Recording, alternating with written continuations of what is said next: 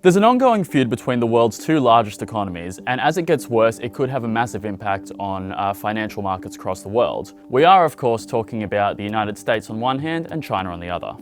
We're having a little squabble with China because we've been treated very unfairly for many, many decades, for actually a long time.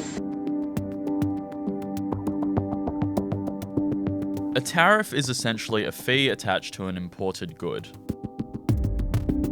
It is typically charged as a percentage of the transaction price that a buyer pays a foreign seller. Tariffs are used to protect domestic industries from foreign competition. But tariffs can also be used to punish foreign countries for dumping their goods at unfairly low prices.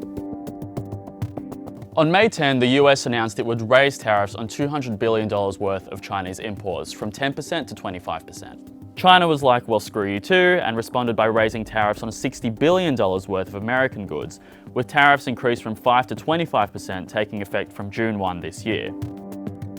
The impact was immediate. Stocks fell in Europe, stocks fell in Asia. The Dow Jones Industrial Average was down more than 600 points by mid-afternoon, while the Standard & Poor's 500 also sank nearly 2.5%. Now, Donald Trump's comments about this suggest that he doesn't really know how tariffs work.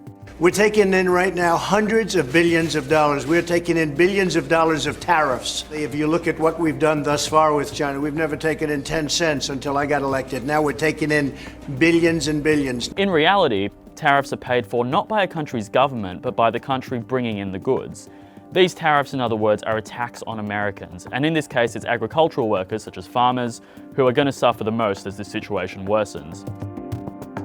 Donald Trump's administration has threatened to slap tariffs on China's remaining imports. That's $325 billion worth in total. A public hearing will be held on the possibility of the raise next month. So what happens next? So Donald Trump and Xi Jinping are set to meet at the G20 summit in Japan next month, but at this stage we're not really sure what's going to happen with the trade deal. All we can do at this stage is quote Donald Trump himself, who said, "Maybe something will happen."